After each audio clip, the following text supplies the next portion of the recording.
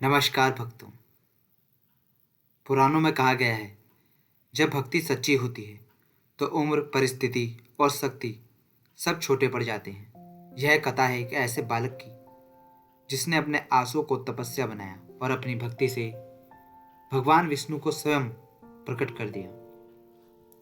प्राचीन काल में राजा उत्तानपाद नामक एक धर्मात्मा राजा थे।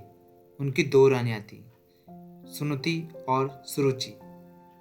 राजा सुरुचि से अधिक प्रेम करते थे और उनका पुत्र उत्तम राजा की गोद में बैठा रहता था। एक दिन राजा की गोद में बैठने की इच्छा छोटे से ध्रुव ने भी की, लेकिन सुरुचि ने कठोर शब्दों से कहा, अगर तुम्हें राजा की गोद में बैठना है तो अगले जन्म में मेरे गर्भ से जन्म लेना।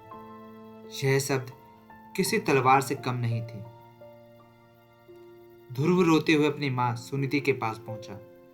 मां ने उसे गले लगाया और शांत स्वर में कहा, बेटा, अगर संसार में कोई तुम्हें वह स्थान दे सकता है जो कोई नहीं दे सकता तो वह है केवल भगवान विष्णु। यही शब्द ध्रुव के जीवन का संकल्प बन गए।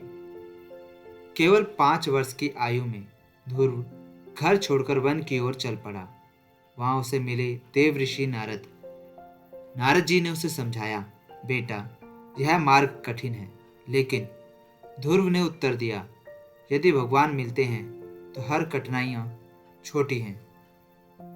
ध्रुव ने केवल ओम नमो भगवते वासुदेवाय का जाप करते हुए कठोर तपस्या आरंभ की।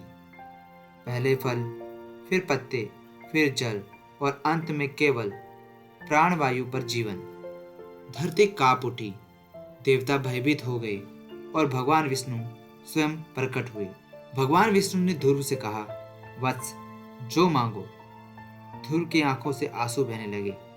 उसने कहा, प्रभु, मैं तो टूटे शीशे की तलाश में आया था और आपने मुझे हीरा दे दिया। भगवान विष्णु ने ध्रुव को ऐसा स्थान दिया जो आज भी आकाश में अडिग है। ध्रुव तारा, जो हमें सिखाता है, जो भगवान में स्थिर हो जाता है वह कभी डगमगाता नहीं।